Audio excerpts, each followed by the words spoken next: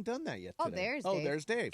It's Friday, gotta get down on Friday. There you go. And Dave Roberts is coming on the line right now. Dave, of course, coming off a World Series championship and trying to make it 2 in a row with the Dodgers with a big 2025 season. They've got the best record in Major League Baseball right now. They have dealt with a fair number of injuries and still playing really, really well. Put 19 on the board last night. Dave Roberts joins us. Hi, Dave. How are you, man?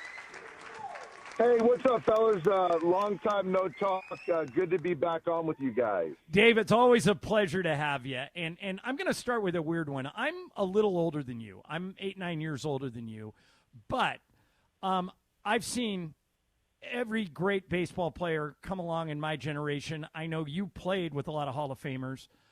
I say often on the radio that Shohei is the best baseball player I have ever seen. And everybody comes at me. They say, what about Willie Mays? What about Hank Aaron? Is that hyperbole for me to suggest that Shohei, and that's nothing against the great players of the past. I'm just, in my lifetime, I'm in my early 60s. I've never seen a guy like this. I think he's the best baseball player I have ever seen. Is that hyperbole by me? You know what? I think if you can kind of, which I know you are, if you can bake in the ability to be a top-end starting pitcher, which he's going to be at some point in time this year, which he has done before in the big leagues. I think it's hard to argue. For me, before Shohei, Barry Bonds, for me, was the best player I'd ever seen, and what he can do and how he can impact the game in a lot of different ways. But I just think the ability to be able to pitch as a top-end starter trumps all. And also now, when you take into kind of what's at his on his plate as far as responsibility for the game, which is certainly not about talent, I just think this guy is number one with a bullet.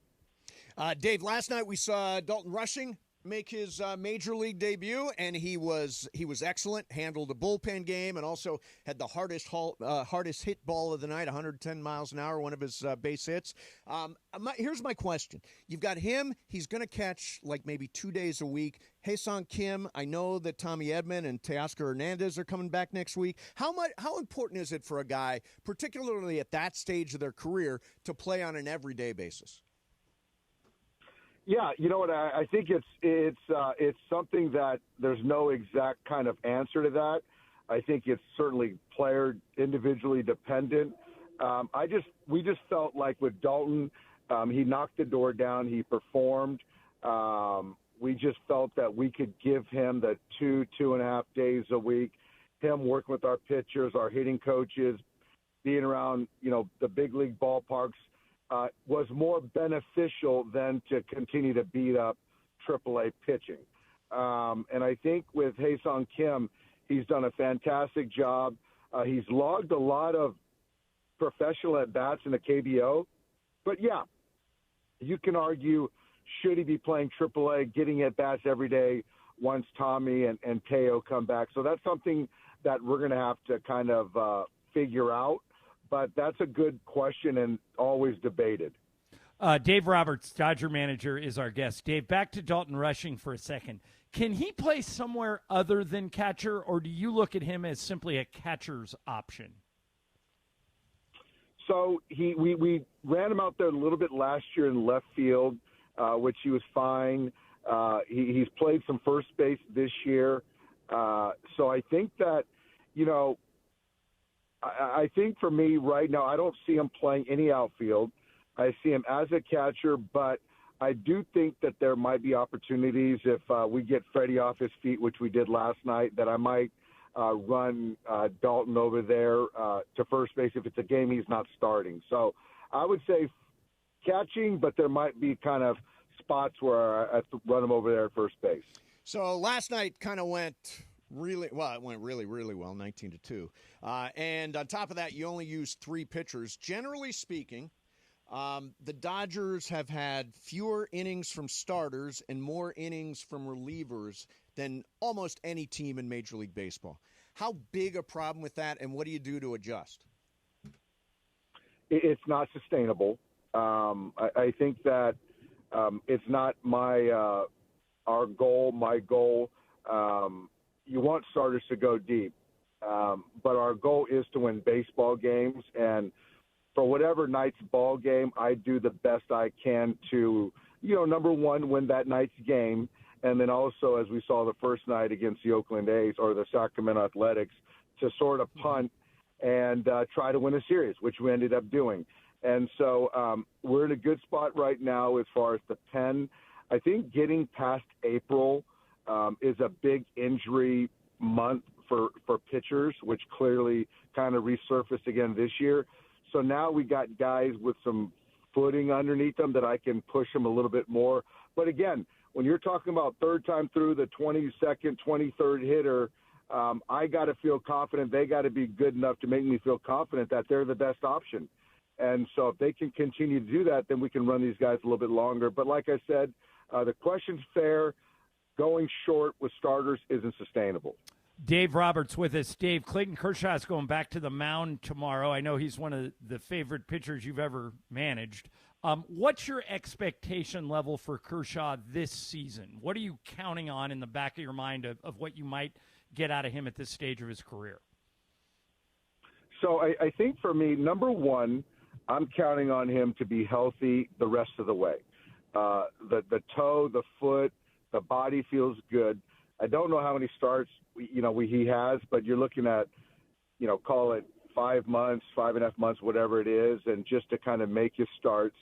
As far as the performance, I just think that he's going to continue to do what he does. The velocity is not where it used to be, but I just feel his ability to make pitches, work efficiently, tunnel pitches, get major league hitters out will still be there.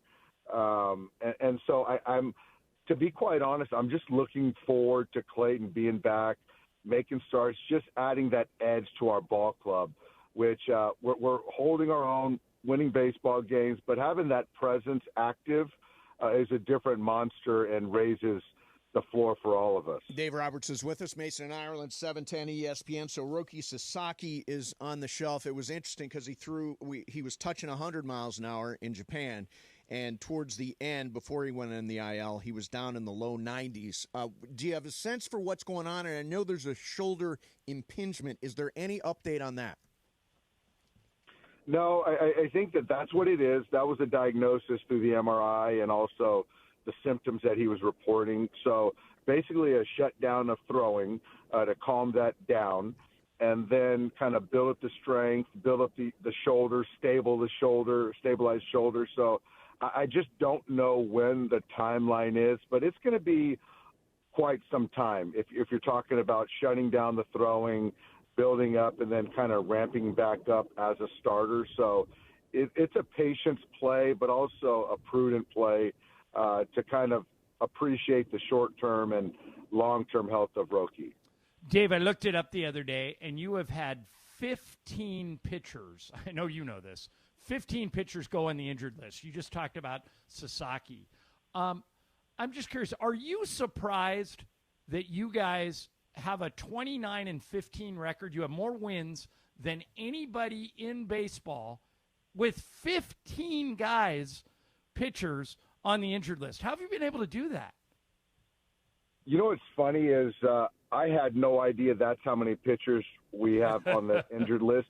And I think that's a little bit of a superpower because I just kind of figure out who's available and how are we going to win that night. And I think our guys have really bought into that instead of sort of opening things up for an excuse. And if you do that and you start to look at this list, it's daunting.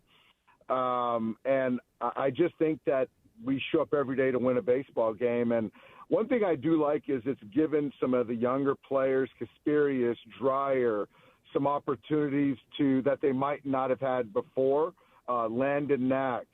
And so, even losing Teo and Edmund, now you can see Hyseong Kim a little bit, and James gets an opportunity, James Outman. So those are opportunities that you kind of create.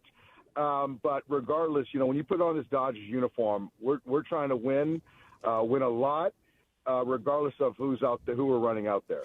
I'm curious. Obviously, we remember you at the postseason celebration at Dodger Stadium with Ice Cube and all that. Amazing, amazing stuff. Has your job, in terms of your emotional kind of state, the way you feel about things, has it changed since you won this World Series last year? I think so.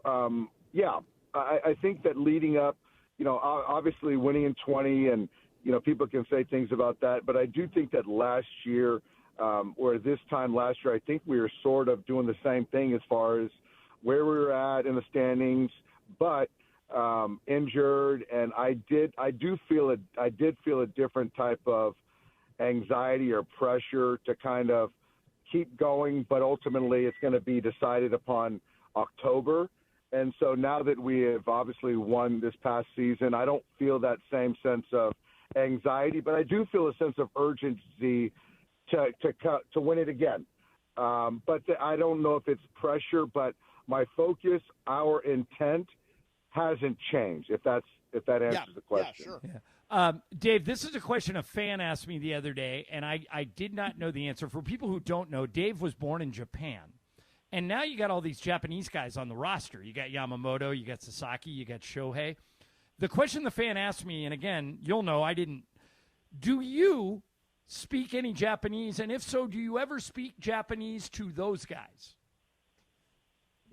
I don't speak Japanese. I understand bits and pieces. It's not conversational. My mom speaks Japanese, but I speak to these guys in English with you know how we talk about Spanglish? Yes. I use some words of Japanese English as well with those guys, so it's not pretty and sounds terrible. That's very funny. Very funny. Hey, I think Shohei Ohtani has the coolest walk-up song in Major League Baseball. That Feeling Good is like so fantastic and unlike any. If you had a walk-up song today, Year of Our Lord 2025, what would your walk-up song be, Dave? You know what? I love Shohei's walk-up. I would probably do something along the Drake theme, something like that. I'm a Drake guy. Oh, that's great. All right, Dave, last thing for me. I had the pleasure of being the MC for Lakers night when we had all the Lakers out to Dodger Stadium.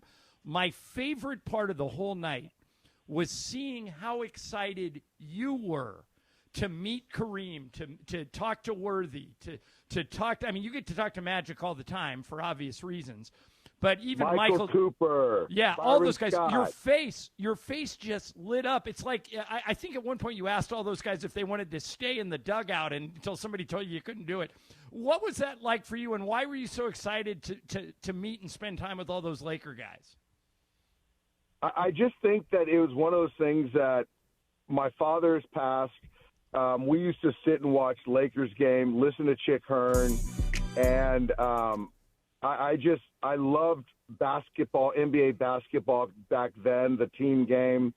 I was obviously a huge Magic Johnson fan, and to kind of see those guys there, excited to be there, with humility, I think that diffused my kind of and brought out my fandom. Yep. And so I just think that it was a little bit of my childhood coming back right in front of me. And I don't really geek out very often, but it's kind of a little bit of that boyhood that brought that out. Hey, Dave, last thing for you. I read an article about the team and what everybody's doing on their off time and their off days and whatnot. And apparently a lot of guys are playing pickleball. I'm curious if you're playing pickleball and what you think of the sort of pickleball movement. I love the pickleball movement. I think we're trying to scale that back with our guys because of potential injuries. Sure. Because these guys are so competitive, so athletic, and we just don't need an ankle sprain, an ACL, MCL, something like that. So I do think that some guys are playing a little bit more golf these days, as am I. But I love the pickleball movement, all about it. All right, so Dave, I play a lot of golf with James Worthy. When things slow down for you, maybe after the season, you got to come play with us. You'll get a big kick out of it. I'd love to do that. That'd be fun. Just give me some strokes on either side, and I can take your money. That'd be great. There you go. It's a deal. Hey, Dave, it is always great to get you on. Congratulations where you are so far. Best record in Major League Baseball. And I think, as you said a couple of weeks ago, it's bad news for the rest of the league because there have been some problems, and still you are where you are. Great start, man, and thanks. Please don't be a stranger. Come back, man. All right, fellas, man, you guys do a great job. Talk soon. All right, Thanks, Dave. There's Dave Roberts. By the way, I never knew why people call him Doc. Do you know?